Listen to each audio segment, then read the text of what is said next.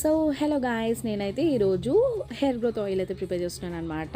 And నేను వచ్చేసి ఇక్కడ కోకోనట్ ఆయిల్తో ప్రిపేర్ చేయట్లేను, only with mustard oil.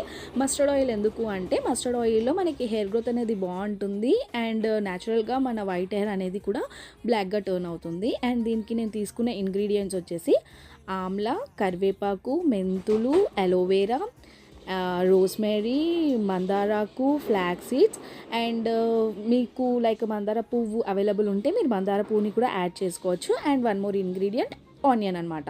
So నేను ఇవన్నీ కూడా ఇంగ్రీడియంట్స్ న్యాచురల్ ఇంగ్రీడియంట్స్ అయితే తీసుకున్నాను, దీంట్లో ఎలాంటి కెమికల్ కూడా లేదు. అండ్ ఫస్ట్ నేను అయితే మస్టర్డ్ ఆయిల్ తీసుకున్నాను. మస్టర్డ్ ఆయిల్లో ఆమ్లాని మంచిగా గ్రైండ్ చేసుకున్నాను అనమాట. ఆమ్లాని గ్రైండ్ చేసుకొని మస్టర్డ్ ఆయిల్లో ఫస్ట్ వేసేసుకున్నాను. దాని తర్వాత రిమైనింగ్ ఇంగ్రీడియంట్స్ అన్నీ కూడా యాడ్ చేసుకున్నాను. అండ్ గుర్తుపెట్టుకోండి, దీన్ని మీరు లో ఫ్లేమ్లోనే బాయిల్ చేయాలి, హై ఫ్లేమ్లో అయితే బాయిల్ చేయకూడదు. మంచిగా లో ఫ్లేమ్లో మంచిగా బాయిల్ చేయండి. కలర్ కూడా మంచిగా గోల్డెన్ బ్రౌన్ వచ్చేంత వరకు మంచిగా బాయిల్ అయితే అవ్వాలన్నమాట. సో మళ్ళీ చెప్తున్నాను, లో ఫ్లేమ్లో అయితే బాయిల్ చేసుకోవాలి. అండ్ దీని రిజల్ట్ అయితే ఎక్స్ట్రీమ్గా వర్కౌట్ అయితే అవుతుందన్నమాట. ఎందుకంటే అన్నీ కూడా న్యాచురల్ హోమ్ రెమెడీ చేశాను కాబట్టి.